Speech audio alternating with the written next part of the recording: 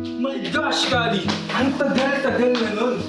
Pero matagal na yun, andito pa rin! That was just one semester! Isa lang! Kaya isa, dalawa, tatlo, pareho lang yun!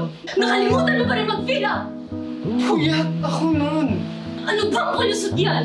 Kahit puyat ka, alam mo ang deadline na! Kaya nga nag-sorry ka agad ako sa iyo, di ba? Kasi kahit anong sabihin ko, I was wrong. Nagpuyat ako. Nakalimutan ko. Nakalimutan? Kayong mga RD, akala nyo, pag hindi kayo nagpapamember, nasasaktan nyo lang kami. Makaway kayo, tapos i-expect nyo, hihiti lang kami? Iiwan kayo sa mga opportunities, tapos buong term, okay na? Yun ang pangarap namin. Sana gano'n na lang kami. Kaso hindi.